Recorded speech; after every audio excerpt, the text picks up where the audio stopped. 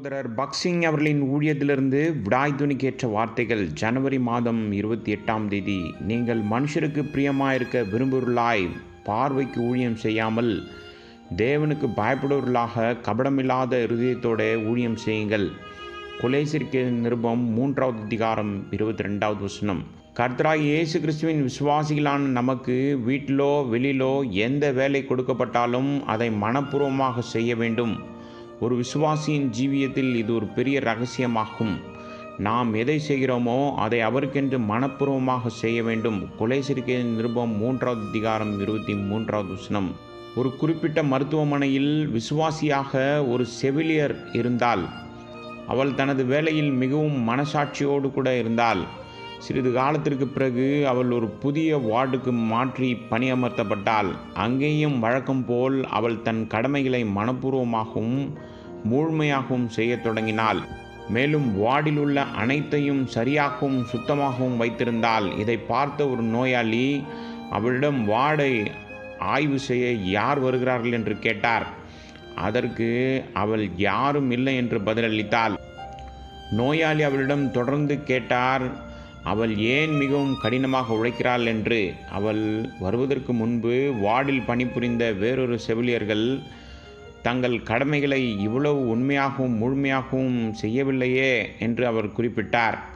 அதற்கு செவிலி பதிலளித்தால், நான் எந்த மனிதனையும் மகிழ்விப்பதற்காக வேலை செய்யவில்லை, ஆனால் தன்னுடைய சொந்த இரட்சகராக இருக்கிற கர்த்தராகிய இயேசு கிறிஸ்துவை மட்டுமே மகிழ்விக்கிறேன் என்று சொன்னாள். கர்த்தர் நம்மிடம் ஒப்படைக்கும் எந்த வேலையும் மனப்பூர்வமாக ஏற்றுக்கொள்ள நாம் கற்றுக்கொள்ள வேண்டும். நான் 1932வது வருடம் கர்த்தருடைய ஊழியத்திற்காக என்னை ஒப்பு கொடுத்த போது வேலை, உணவு, தட்பவெப்பநிலை அல்லது வேறு எதை பற்றியும் நான் எந்த விருப்பத்தையும் வைக்க மாட்டேன் என்றும், அவர் என்னை எங்கு அனுப்பினாலும் போக நான் ஆயத்தமாக இருப்பதாகவும் தேவனிடத்திலே வாக்கு கொடுத்தேன். அவர் என்னை வெறுமனே விட்டுவிட மாட்டார் என்று நான் விசுவாசித்தேன். இதுவே எனக்கு போதுமானது. அவர் நமக்கு முன்னும் பின்னும் நம்மோடும் கூட வருகிறவர். அவருடைய பரிபூர்ண சித்தம் மற்றும் திட்டத்தின்படி செய்ய நமக்கு அவர் உதவுகிறார். நாம் மேற்கொள்ளும் எந்தவிதமான வேலைகளையும் செய்து முடிப்பதற்கு அவர் நமக்கு பலன் தருகிறார். ஜெருசலேமின் மதில்களை மீண்டுமாக கட்டியெழுப்புவதில் நெகேமியாவுக்கு உதவ வந்தவர்கள் தச்சர்களாகவோ அல்லது கொத்தனார்களாகவோ இருக்கவில்லை. தகுதியில்லாத சிலர் இருந்தனர். ஆனால் இது தேவனிடமிருந்து வந்ததால் அவர்கள் மனப்பூர்வமாய் ஏற்றுக்கொண்டனர். இதன் பலனாக தேவன் தாமே அவர்களுக்கு இந்த ஊழியத்திற்கு தேவையான திறமையும் அறிவையும் கொடுத்தார். மறுபுறம் வேலையை மனதார செய்ய சிலர் இருந்தனர்.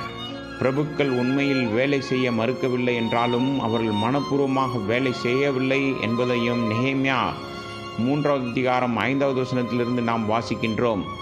நமது பரிசுத்த சபை கூட்டங்களில் தன்னார்வலர்கள் பல்வேறு ஊழியங்களை செய்ய கலந்து கொள்ள செல்லும்போது சிலர் முன்வந்து முதல் சில நாட்கள் மிகவும் மகிழ்ச்சியாக வேலை செய்கிறார்கள். ஆனால் நாட்கள் செல்ல செல்ல எந்த ஒரு வேலையிலும் முழு பங்கையும் எடுக்க வேண்டும் என்ற உண்மையை அவர்கள் மறந்து விடுகிறார்கள். தேவனுடைய வீட்டின் பொறுப்பு நம்மிடம் ஒப்படைக்கப்பட்டிருக்கிறது.